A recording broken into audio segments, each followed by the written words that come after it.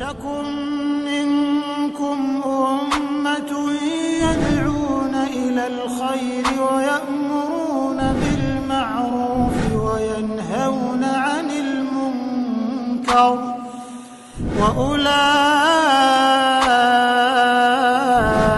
هم المفلحون.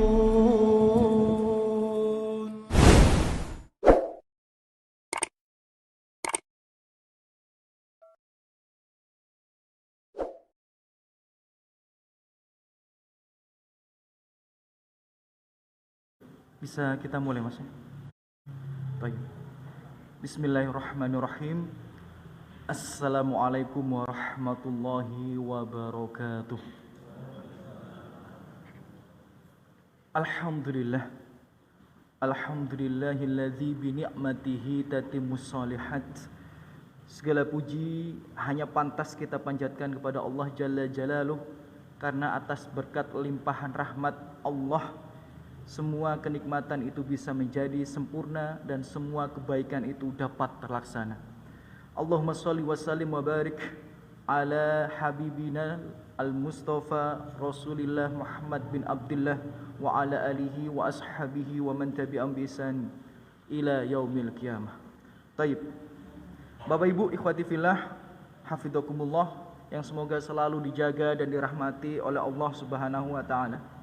Insyaallah kita lanjutkan ya kajian kita pada malam hari ini ya, melanjutkan tema yang sangat penting, sangat urgent dan wajib untuk kita semua untuk mempelajarinya, yakni bab thaharah.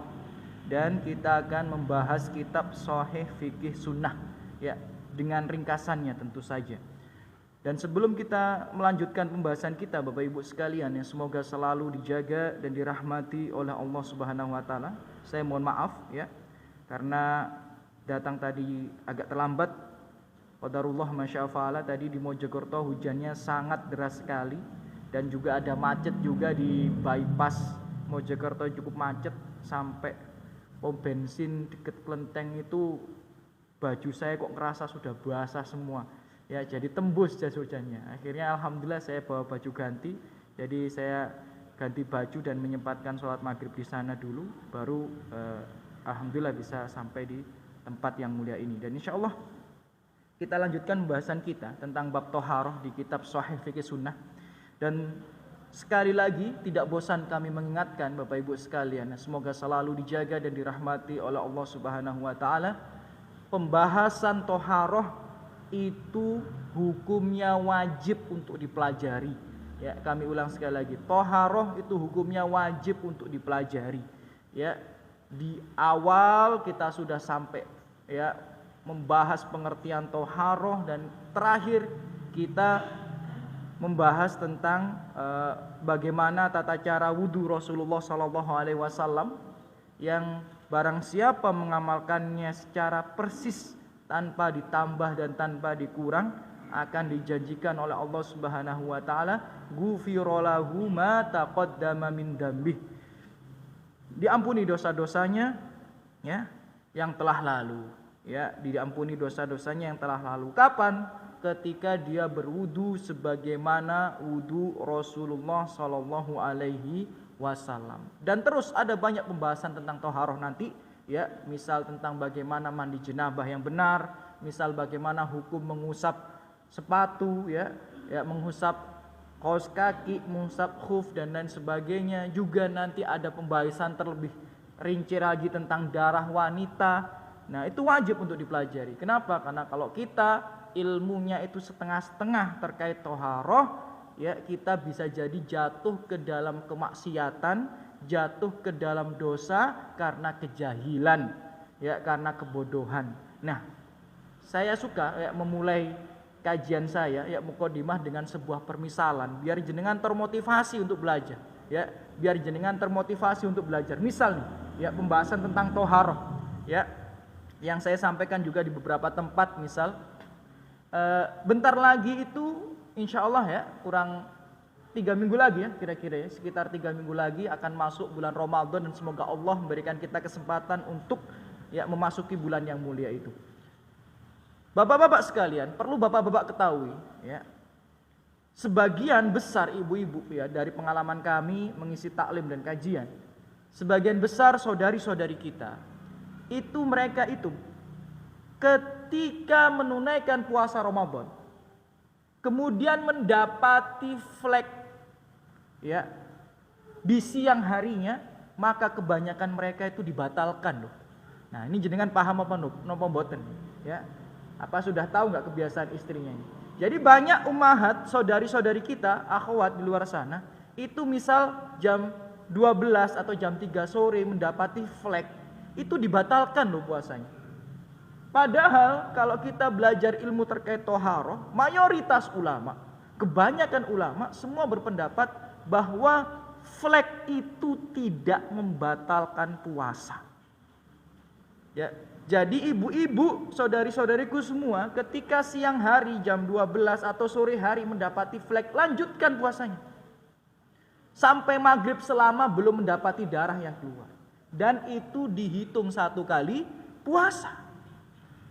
Tapi ternyata banyak ummahat, banyak saudari-saudari kita di luar sana, ketika mendapati flek dibatalkan puasanya. Padahal kita semua sudah tahu dan kita semua sepakat, membatalkan puasa tanpa udzur itu dosa kecil apa dosa besar? Dosa kecil apa dosa besar? Dosa besar. Ya, jenengan lapar makan dosa, jenengan minum, maaf ya, jenengan haus kemudian minum di saat berpuasa dosa besar. Nah, ibu-ibu itu banyak di luar sana membatalkan puasa, padahal nggak harus mereka membatalkan itu. Dosa besar nggak? Dosa besar mereka. Apakah karena sengaja? Tidak, karena jahil. Karena belum belajar. Nah, apakah yang dosa hanya ibu-ibu saja? Tidak. Loh, tidak, yang dosa bukannya ibu-ibu saja, yang dosa bapak-bapaknya juga. Nah, kenapa? Karena bapak-bapak itu memiliki kewajiban untuk mengajarkan ilmu agama kepada istri dan anak-anaknya. Maka ketika ada surat ku anfusakum wa ahlikum naro, jagalah dirimu dan keluargamu dari siksa api neraka. Apa kata Ali bin Abi Thalib menafsirkan ayat ini? Allimuhum wa adibuhum. Ajarkan mereka, keluargamu itu ilmu agama, supaya mereka bisa membedakan mana yang benar, mana yang salah, mana yang halal, mana yang haram. Dan ajarkan keluargamu itu adab dan akhlak yang baik. Ya. Jadi seandainya istri jenengan atau anak putri jenengan selama ini membatalkan puasa karena flek, dia jatuh dalam dosa besar karena ketidaksengajaan, karena kejahilan. Dan jenengan juga ikut dosa karena tidak mengajari istri jenengan ilmu agama. Nah, ini masalah tohara itu penting. Ya, ini padahal satu misal loh ya, dari banyak misal yang lain. Ya, jadi tohara itu penting. Jenengan nggak ngajari istri jenengan bahasa Arab, nggak dosa jenengan. Jenengan tidak membimbing istri jenengan hafal 30 juz, enggak dosa. Karena tidak ada kewajiban menghafal 30 juz. Tidak ada kewajiban bisa bahasa Arab gitu. Tapi kalau istri jenengan enggak bisa membedakan ya toharoh yang benar antara ini itu darah haid yang membatalkan atau flek yang tidak membatalkan, jenengan dosa. Karena seperti di awal kajian kita di sini kami sampaikan, ilmu toharoh itu hukumnya wajib, ilmu sholat itu hukumnya wajib, ya, ilmu puasa hukumnya wajib, ilmu akidah dan tauhid hukumnya wajib. Sedangkan ilmu-ilmu yang lain hukumnya fardu kifayah. Maka daripada itu jangan malas untuk belajar dan pahamilah kita sebagai suami, kita sebagai orang tua, Bapak Ibu punya kewajiban ya mengajarkan anak-anak kita ilmu agama yang sifatnya wajib atau fardu ain. Kalau kita tidak bisa mengajarkan, maka kita punya kewajiban memastikan mereka untuk memahami ilmu agamanya dengan baik sebagaimana yang dilakukan oleh para sahabat terdahulu yang menitipkan anak-anaknya kepada orang-orang yang berkompeten untuk belajar ilmu agama. Bahkan itu terjadi di kalangan orang tua para a'immah. Orang tuanya Imam Bukhari, orang tuanya Imam Syafi'i, dan orang tuanya imam-imam yang lain.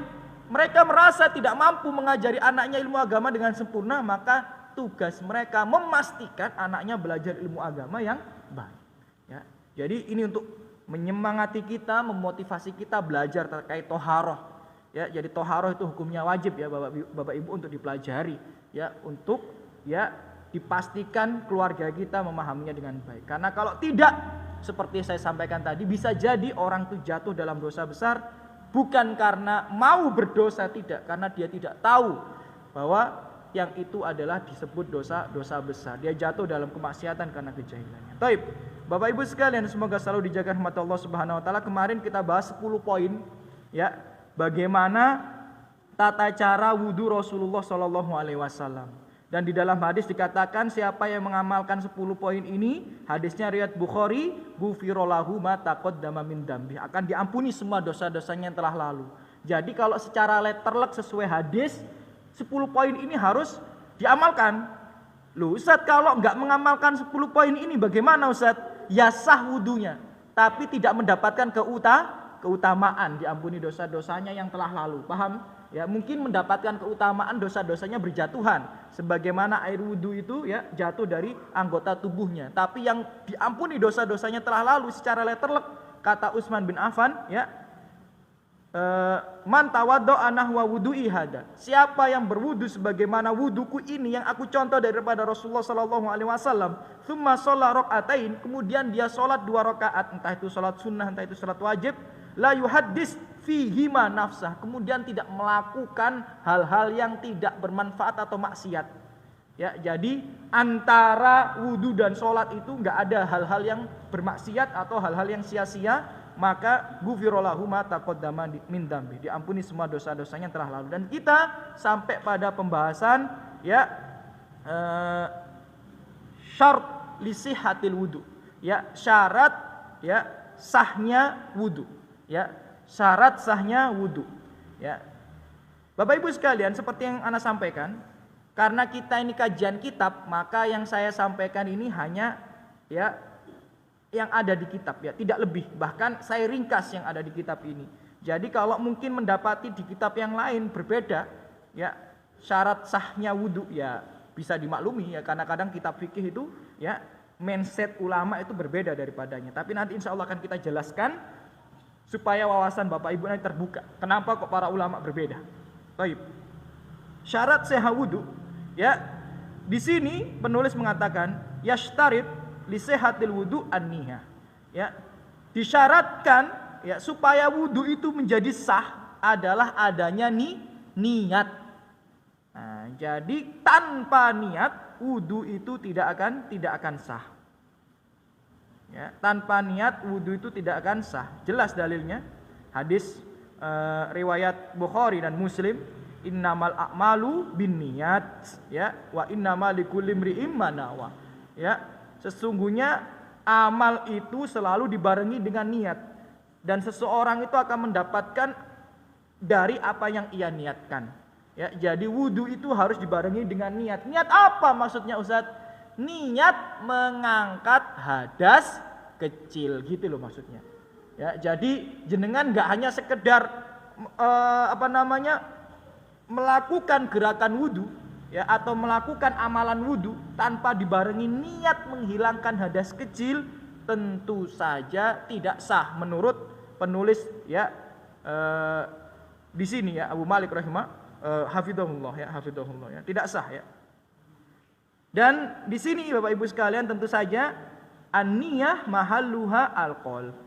Tempat niat itu ada di hati, tidak di lisan ya. Jadi tentu saja sederhana kaidahnya, man amila amalan laisa alaihi amruna fa huwa raddun. Siapa yang mengerjakan sesuatu amal enggak ada contohnya daripada yang disyariatkan Rasulullah sallallahu alaihi wasallam, maka dia tertolak. Nabi enggak pernah ya satu hadis saja, satu asar saja coba tunjukkan, pernah enggak Nabi dan para sahabat sebelum wudu pakai niat? Gimana niatnya? Nawa itu ya wudu'a. Kemudian gimana? Udah lupa, masya Allah ya, udah lama berarti hijrahnya. Ya, nah jadi tidak ada satu hadis, tidak ada satu asar pun yang menjelaskan bahwa Rasulullah itu melafadzkan niat. Maka cukup menjadi dalil landasan berpikir kita, bermanhaj kita, bahwa tidak perlu kita melafadzkan niat ketika menunaikan wudu. Yang penting dalam hati kita niatkan melakukan hal tersebut untuk mengangkat hadas kecil, agar supaya kita bisa sah dalam menunaikan sholat atau amal ibadah yang lainnya. Baik, itu niat. Nah, kita masuk pada pembahasan yang cukup urgent di sini. Tidak perlu kita bahas secara panjang lebar tentang bagaimana pendapat ulama tentang melafadzkan niat dan sebagainya. Saya kira kita semua sudah sepakat dan sudah sering dibahas oleh asatidzah kita. Kita langsung masuk pada pembahasan yang penting, yakni arkan al-wudu, yakni rukun-rukun wudu. Ya, rukun-rukun wudu. Nah, rukun-rukun wudu ini Bapak Ibu sekalian, semoga selalu dijaga dan rahmati Allah Subhanahu wa taala. Apabila tidak terpenuhi, maka wudu itu tidak sah. Tidak dianggap wudu, itu rukun. Kalau syarat itu ya, apabila tidak terpenuhi, maka amalan itu tidak bisa dilakukan gitu. Ya, tidak bisa dilakukan. Tapi kalau rukun, apabila tidak terpenuhi, amal itu tidak dianggap gitu ya. Jadi kalau rukun itu di dalam amalan, sedangkan syarat itu ya di luar amalan atau sebelum amalan. Nah, yang pertama, rukun wudu yang pertama adalah ghuslul wajah kulluh. Ya, atau kullah. Atau kulli. Ya, ghuslul wajah kulli berarti ya. Ya, taib. Di sini Bapak Ibu sekalian, semoga selalu dijaga rahmat Allah Subhanahu wa taala, artinya adalah membasuh seluruh wajah. Ya. Artinya itu membasuh seluruh wajah.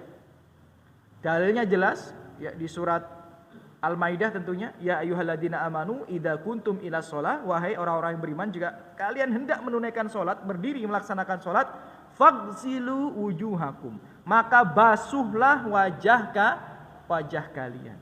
Nah, jadi rukun yang pertama itu membasuh wajah. Baik, kita mulai pada pembahasan subbab daripada rukun yang pertama ini. Nah, nanti akan ada pertanyaan, loh Ustadz, kok rukun yang pertama itu membasuh wajah? Lah, kumur-kumurnya mana Ustadz? Istinsyaknya mana Ustadz? Nah, itu akan kita kaji ya, pelan-pelan di sini. Taib. Kumur-kumur dalam bahasa Arab itu matmadhah ya. Al-matmadhah. Apa al-matmadhah itu? Ghuslul fam bitahrikil ma' fihi. Jadi matmadhah yang lafadznya ada di hadis itu maksudnya adalah mencuci mulut dengan menggerakkan air yang ada di dalam mulut itu.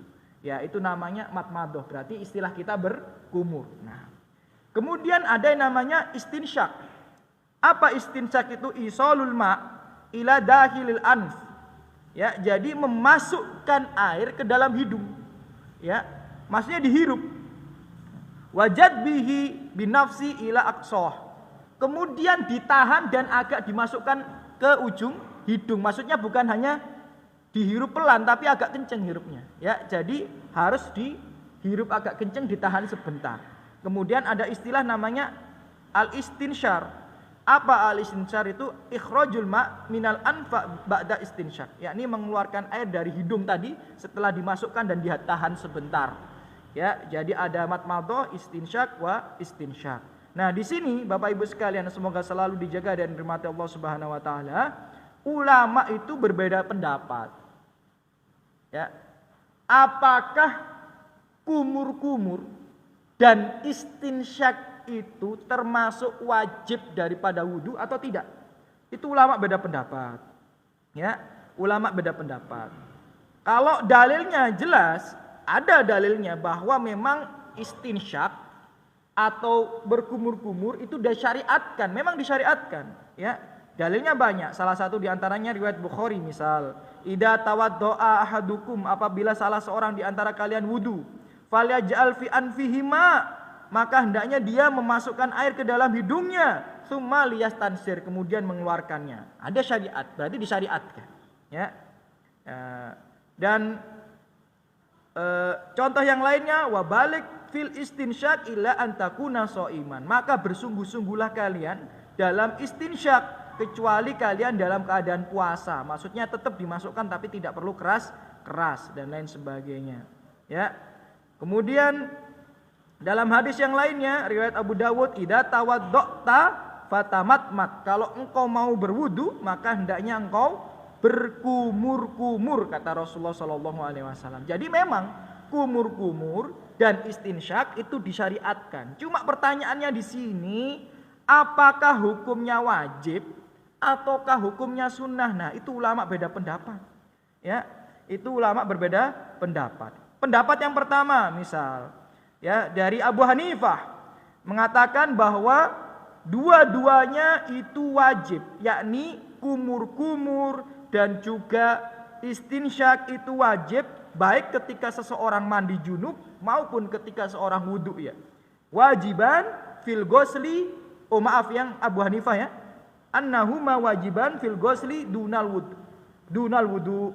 Jadi kalau dari Abu Hanifah, mohon maaf, saya revisi tadi, saya salah menerjemahkan.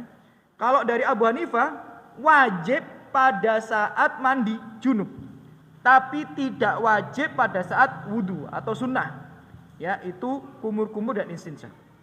Kemudian menurut Imam Malik, ya, dan juga Imam Syafi'i, Auza'i dan ulama yang lainnya dikatakan annahuma sunnah, ya, berkumur-kumur maupun istinsyak itu sunnah fil ghusli wal wudu, baik dalam amal mandi junub maupun dalam amalan wudu, dua-duanya sunnah. Kalau Imam Abu Hanifah tadi mengatakan wajib untuk mandi jenabah, ya, mandi junub, tapi tidak wajib untuk wudu, yakni sunnah.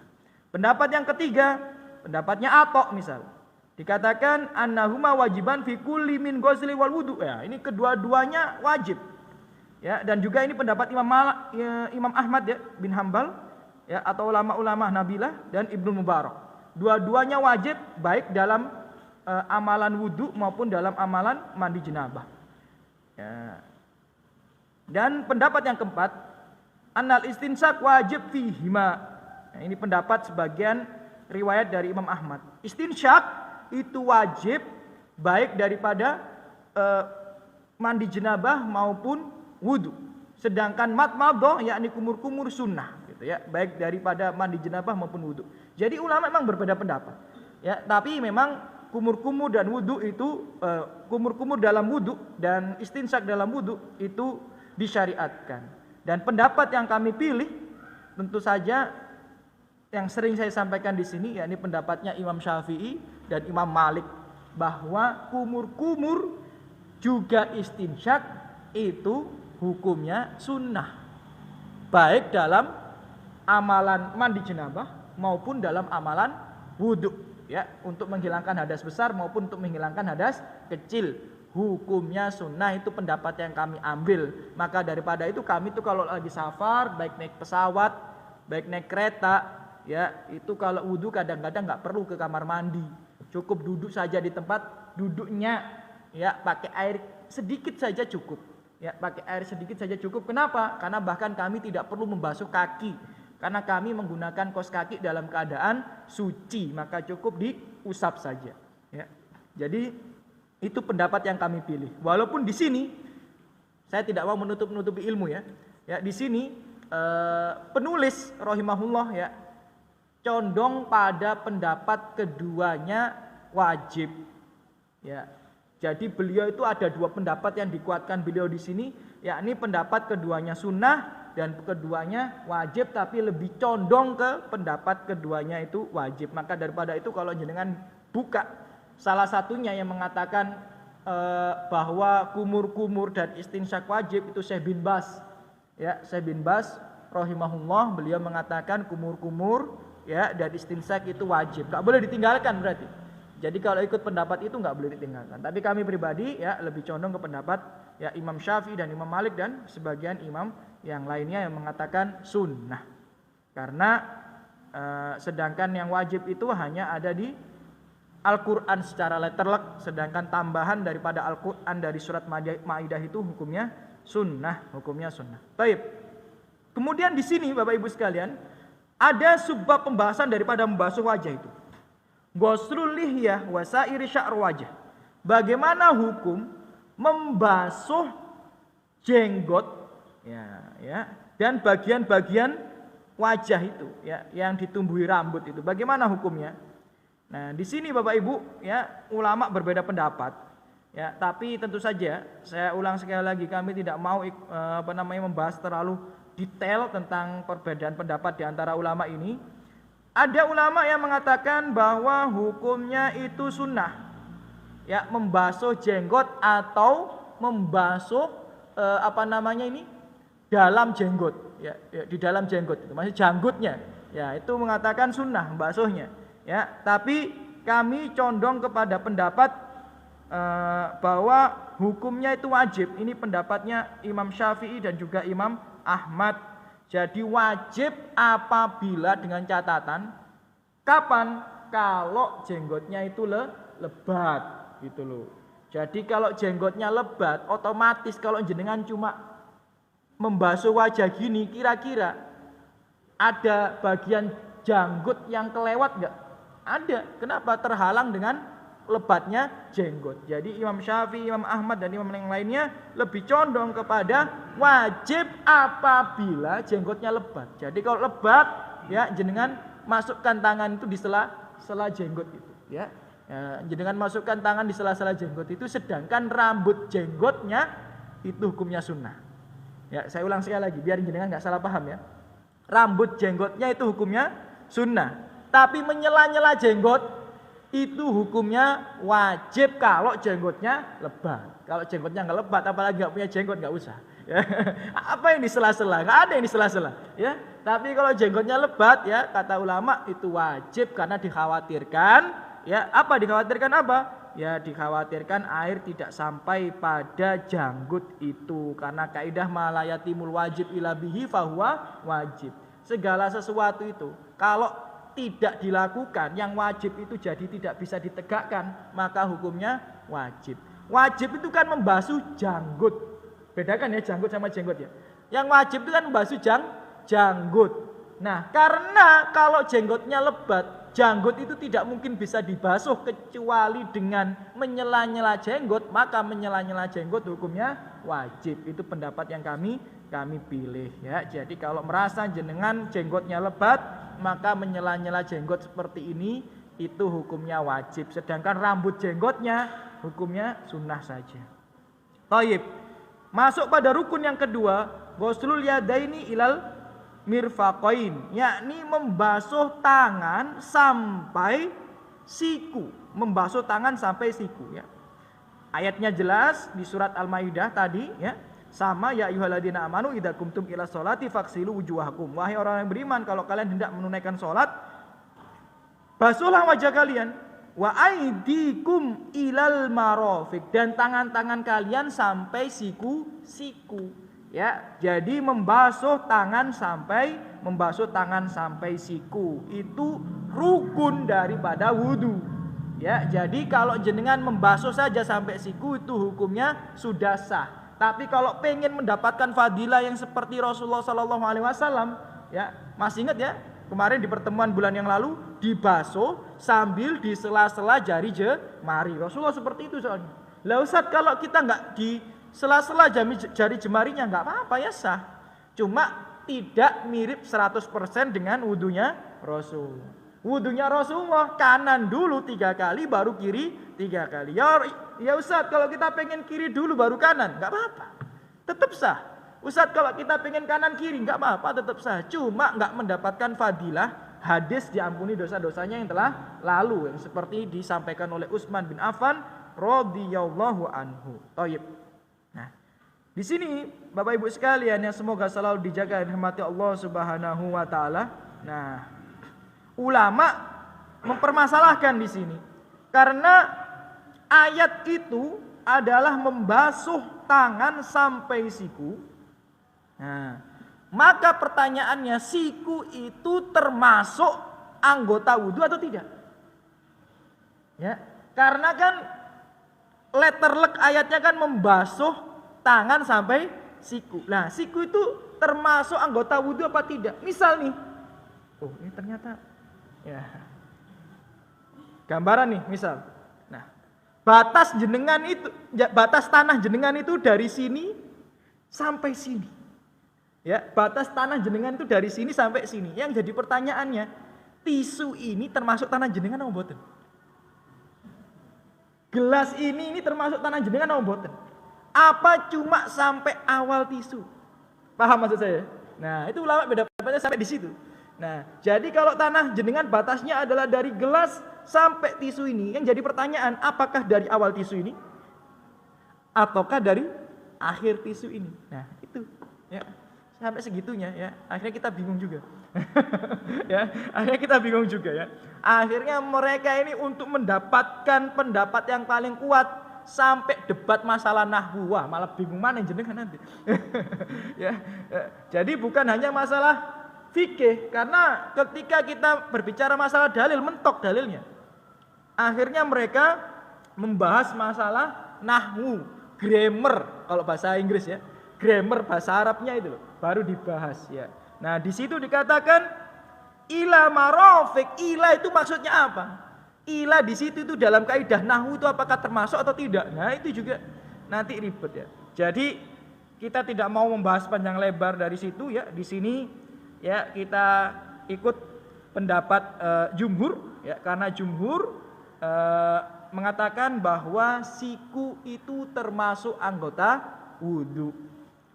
Sedangkan Imam Malik mengatakan siku tidak termasuk anggota wudhu. Ya seperti kaidah tadi, anna ma la yatimul wajib illa bihi fahuwa wajib. Karena segala sesuatu kalau nggak dilakukan yang wajib itu nanti sukar bisa ditegakkan, maka segala sesuatu itu tadi dihukumi wajib. Masalahnya kalau kita membasuh awal siku, ya nanti kan kita ragu nih, apakah kita sudah sampai batasnya atau tidak gitu.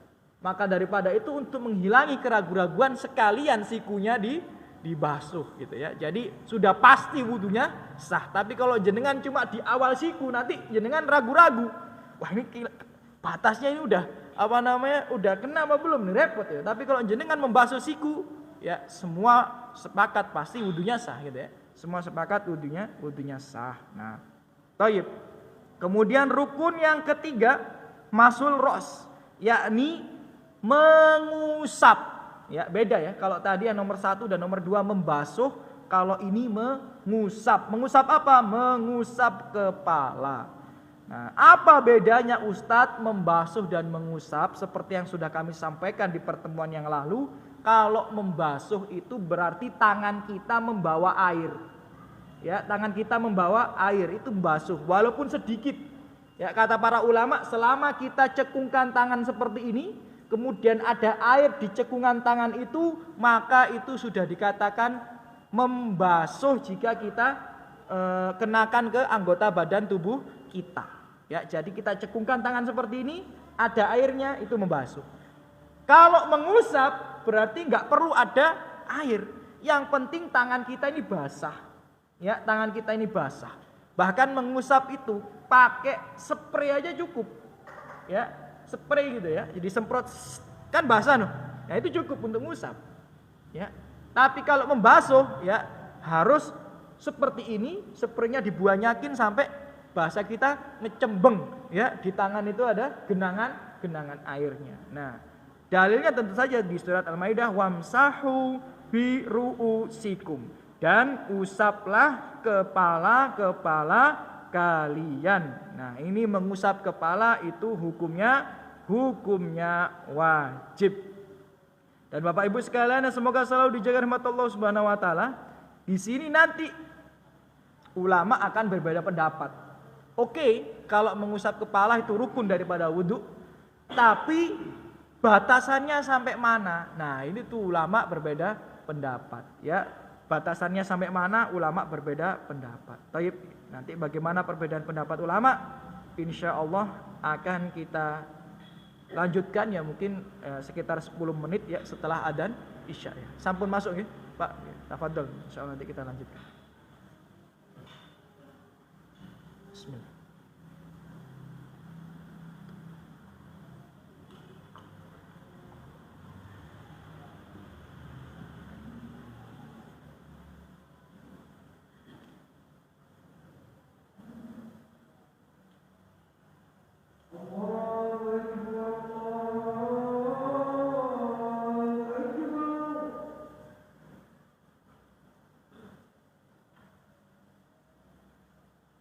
Allah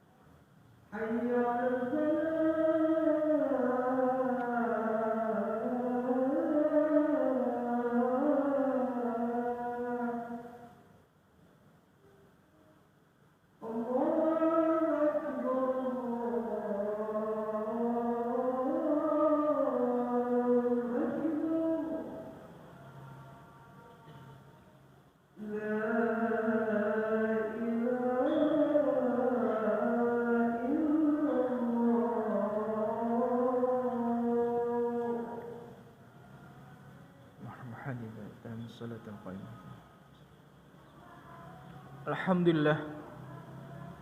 Alhamdulillah wassalatu wassalamu ala Rasulillah. Kita lanjutkan majelis yang mulia ini di rumah Allah yang mulia ini, Bapak Ibu, ikhwati fillah rahimani wa rahimakumullah. Thayyib. Tadi sampai pada pembahasan membasuh kepala. Membasuh kepala termasuk rukun, dan membasuh itu tidak perlu ada genangan air di tangan kita. Apalagi bukan genangan air, apalagi air satu cebok, nggak perlu ya. Ya, genangan air di tangan aja nggak perlu, apalagi air satu gayung itu ya buat basuh kepala, enggak ya. Jadi cukup diusap saja. Nah, di sini untuk masalah mengusap kepala ulama beda pendapat. Misal Imam Malik rahimahullah ya berpendapat, atau sebagian pendapat Imam Ahmad juga yang diriwayatkan dinisbatkan kepada beliau berpendapat bahwa wajib, saya ulang sekali lagi loh ya, biar nggak salah loh ya, wajib membasuh seluruh kepala.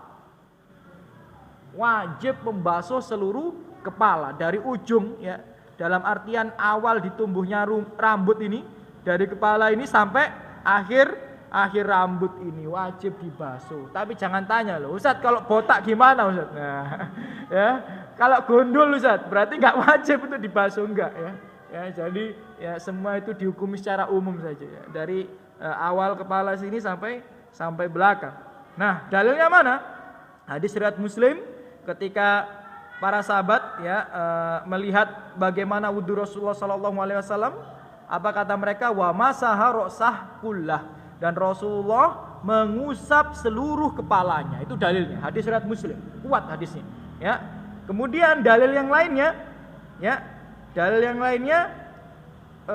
hadis riwayat Abu Dawud dan Tirmidzi juga ya, bahwa Nabi sallallahu alaihi wasallam tawaddo'a fa masaha ala kifaihi ya wa muqaddam ra'sahu wa ala imamatihi. Rasulullah itu pernah pakai imamah karena kebiasaan Rasulullah itu menggunakan imamah. Nah, ketika Rasulullah menggunakan imamah, Rasulullah itu mau berwudu, apa yang dilakukan Rasulullah? Diusap sedikit ujung kepalanya, kemudian diusap imamahnya. Nah, dari hadis ini Imam Malik dan kawan-kawan berpendapat, seandainya ujung kepala itu mencukupi untuk dikatakan membasuh kepala itu sah, ngapain Rasulullah membasuh imamahnya juga? Paham maksud saya? Ini bayangkan peci saya ini imamah ini ya. Nah, gini kondisinya. Nah, kondisinya seperti ini, ya. Kemudian Rasulullah yang dilakukan Rasulullah apa? Dibasuh depannya, kemudian dibasuh imamahnya. Para ulama, Imam Malik dan kawan-kawan berpendapat seandainya basuh ini cukup, ngapain Rasulullah membasuh imamah juga? Itu menunjukkan bahwa membasuh ya sebagian kepala ini tidak cukup. Maka Rasulullah membasuh imamahnya karena imamah yang dipakai kedudukannya menggantikan kepala yang dinaungi imamah tersebut. Paham maksudnya ya?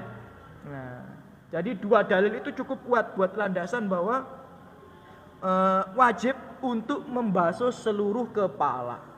Ya, wajib untuk membasuh seluruh kepala. Namun ya memang sebagaimana kita tahu seperti Imam Syafi'i, Imam Abu Hanifah ya mengatakan sebagian itu diperbolehkan. Ya, sebagian itu diperbolehkan. Dalilnya mana? Karena Rasulullah pernah membasuh sebagian kepalanya saja.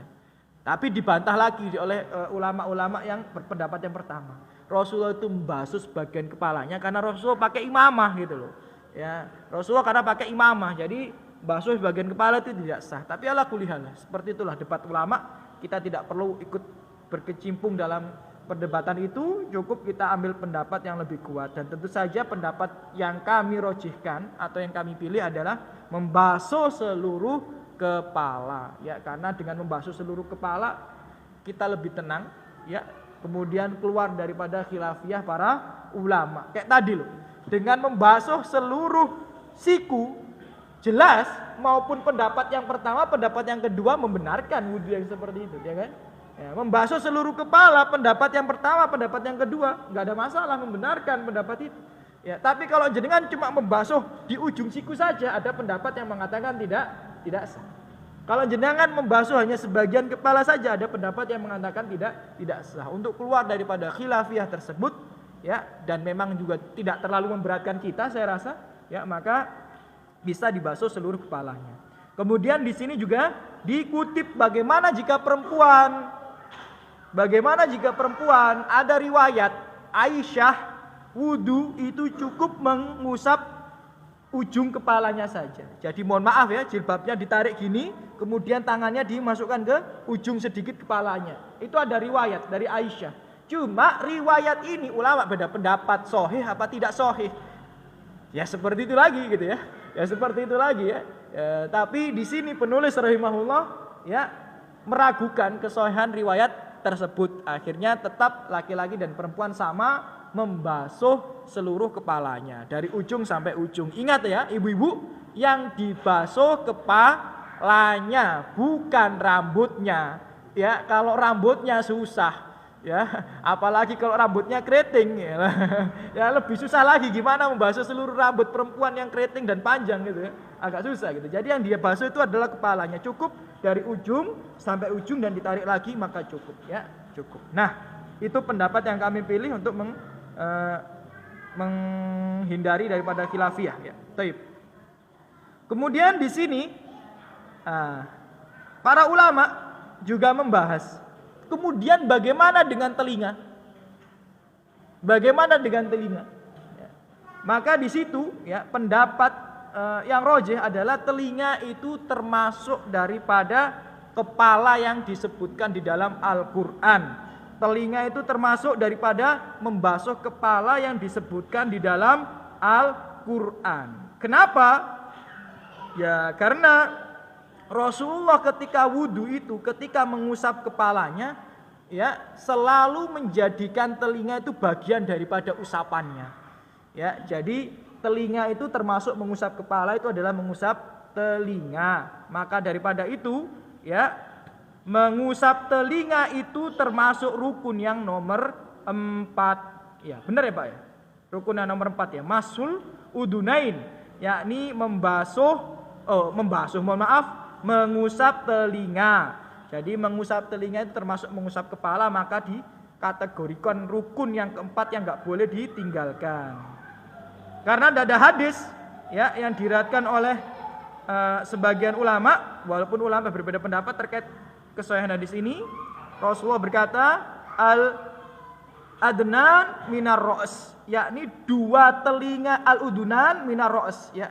Yakni dua telinga itu bagian daripada kepala. Ini hadis ya yang disampaikan oleh Rasulullah Shallallahu alaihi wasallam.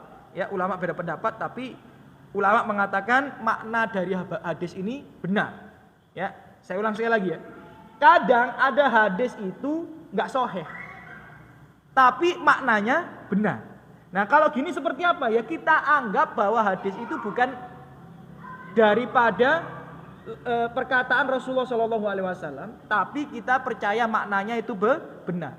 Contoh, kulu qardin jaro naf'an fahuwa riba. Ya, setiap hutang piutang yang mengambil manfaat daripadanya maka itu termasuk kategori riba. Hadis ini dhaif, tapi ulama sepakat ijma akan maksud daripada hadis ini benar atau makna daripada hadis ini benar, maka dipakai.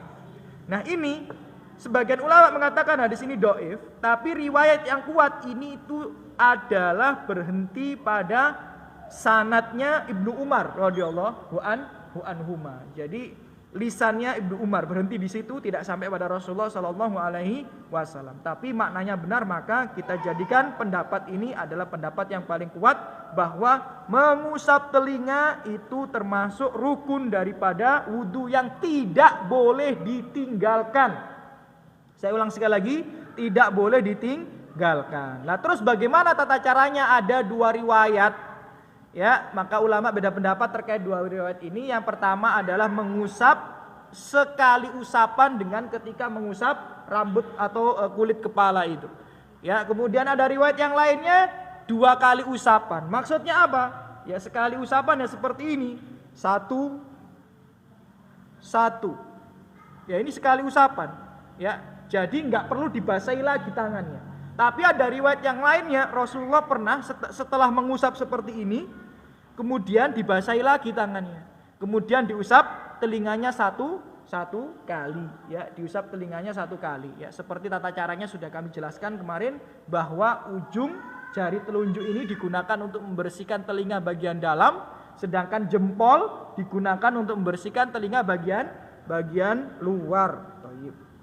Kemudian rukun yang nomor berapa ini, Pak? 5. Ghuslu rijlaini ma'al ka'baini, yakni membasuh kaki sampai mata kaki, ya. Jadi membasuh kaki sampai mata kaki itu rukunnya. Saya kira tidak ada perbedaan pendapat daripadanya, ya. Dan tentu saja tolong ya jangan sampai kita meninggalkan bagian daripada kaki sampai mata kaki itu yang tidak terkena air, ya, karena ada hadis yang benar-benar sahih, ya, Rasulullah bersabda wailul lil aqabi minan nar. Ada bagian tungkak kaki dari seorang laki-laki yang enggak basah karena wudu itu yang menyebabkan dia diadab di dalam neraka. Naudzubillah min dzalik. Nah, kemudian di sini hukum tahlilul asobi, ya, menyela-nyela jari jemari kaki, ya. Jadi menyela-nyela jari jemari kaki itu tidak masuk dalam kategori rukun, ya, tidak masuk dalam kategori rukun. Jadi nggak disela-sela pun nggak masalah. Tapi Rasulullah menyela-nyela jari jemari kaki. Paham maksudnya ya? Ya, jadi kalau kita wudunya seperti Rasulullah itu menyela jari jemari kaki. Tapi kalau enggak dilakukan pun tidak mengapa selama kita pastikan sudah basah dengan air. Kemudian yang nomor 6 itu tartib. Tartib itu ternyata diambil dari bahasa Arab, ya. Kalau bahasa Indonesianya apa? Tertib. Nah, jadi banyak bahasa Indonesia ini diambil dari bahasa Arab. Tertib, hak itu bahasa Arab, ya. Adil itu bahasa Arab semua, ya. Jadi tertib maksudnya apa? Ya, maksudnya sesuai urutan, ya, enggak tangan dulu baru wajah gitu, ya, mengusap kepala dulu baru tangan, enggak, ya, jadi sesuai urutan, itu enggak boleh, ya, untuk ijma ulama di situ tidak diperbolehkan.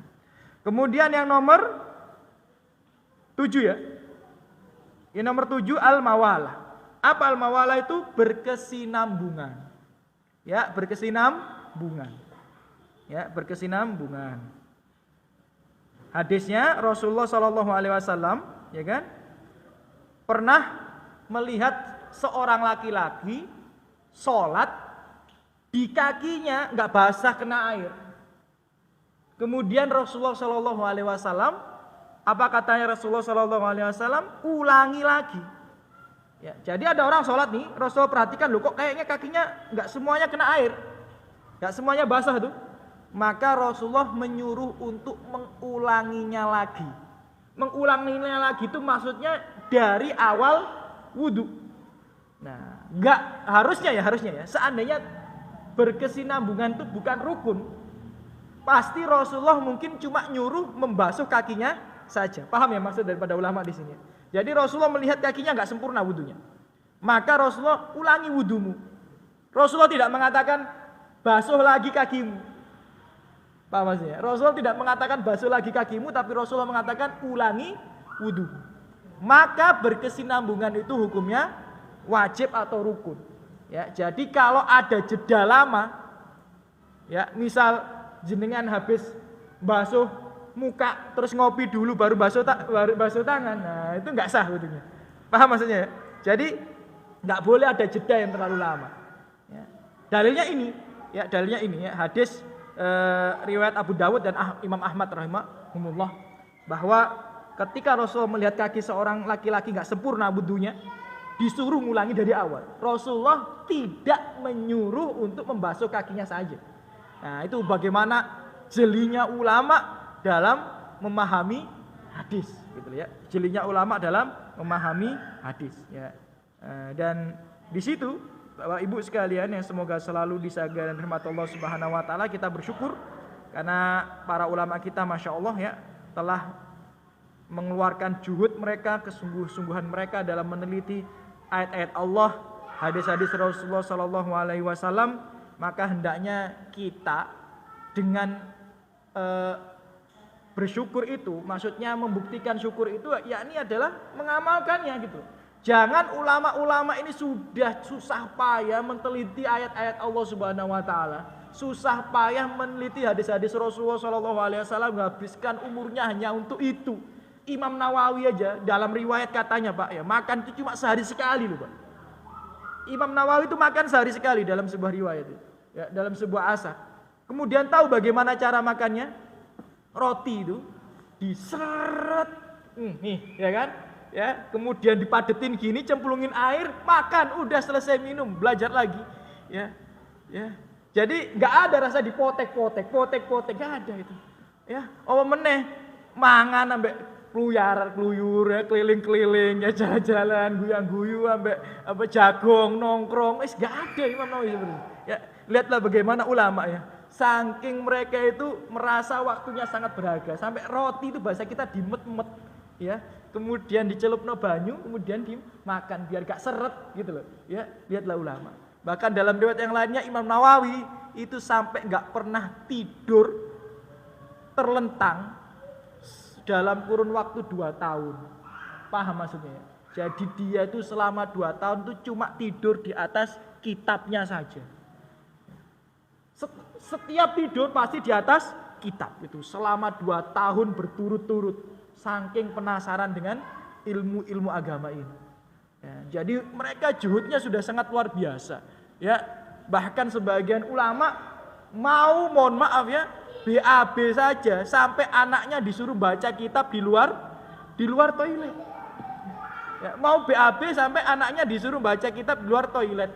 Sebagian ulama bahkan sampai mati ditabrak jaran gara-gara jalan sambil baca kitab. Lihat ya. Bagaimana mereka juhudnya sangat luar biasa. Kitab-kitab ini sudah mutawafiroh sangat banyak sekali. Kok kita ini ibadah sih amburadul berantakan, gak ada dalilnya. Cuma niru-niru tonggo, niru-niru omongane ya ustadz kiai yang gak ada dalilnya sama sekali. Naudzubillah min dzalik. Itu namanya orang yang gak bersyukur gitu.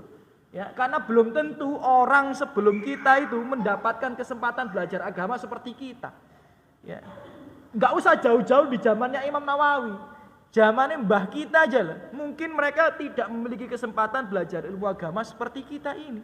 ya, maka kita cukup dikatakan kufur nikmat kepada Allah Subhanahu wa taala kalau hidup di zaman ini dan tidak belajar ilmu agama apalagi mengamalkan. Ya, khususnya terkait toharoh, karena toharoh ini hukumnya wajib untuk dipelajari, dipahami dan diamalkan, ya, dan wajib bagi seorang suami, para orang tua mengajarkan atau memastikan istri dan anak-anaknya memahami toharoh dengan baik dan benar. Itu yang bisa kami sampaikan pada pertemuan malam hari ini. Saya mohon maaf apabila ada salah kata dan tindakan saya ya mungkin tidak berkenan, ya, itu kekurangan saya, khilaf saya dan bisikan dari syaitan. Lebihnya taufik Allah Subhanahu wa taala. Insyaallah pada pertemuan berikutnya kita akan membahas terkait sunnah-sunnah wudu, ya, dan beberapa perihal poin penting yang harus kita pahami daripada wudu, misal pembatal-pembatalnya dan lain sebagainya. Karena banyak di antara kita ini nggak paham, ya, tentang pembatal-pembatal wudu dan sebagainya. Itu penting sekali, ya. Perlu kita ketahui bahwa ternyata misalnya yang membatalkan wudu itu menyentuh kemaluan batalkan wudu, tapi kalau menyentuh dubur tidak batalkan wudu. Itu pendapat yang kuat. Tapi banyak di antara kita berpikir kalau menyentuh, mohon maaf, dubur atau pantat batal wudunya. Padahal enggak. Ya, yang batal itu apabila menyentuh kemaluan. Itu pun apabila menggunakan telapak tangan. Di luar telapak tangan maka tidak masalah. Atau apabila ada batasnya itu tidak masalah. Dan banyak pembatal-pembatal wudu yang harus pahami. Cuma sepertinya karena bulan depan ini Ramadan, ya, sepertinya kita libur dulu, ya. Ya, sepertinya libur, ya. Jadi paling tidak apa yang sudah kita pelajari tolong dipahami baik-baik dan diamalkan. Ya, jenengan sudah belajar bagaimana tata cara wudu sesuai dengan Rasulullah SAW yang dijanjikan, ya, diampuni dosa-dosa yang telah lalu. Itu 10 poin sudah bahas di pertemuan yang lalu, amalkan itu. Dan kita sudah belajar rukun-rukun wudu.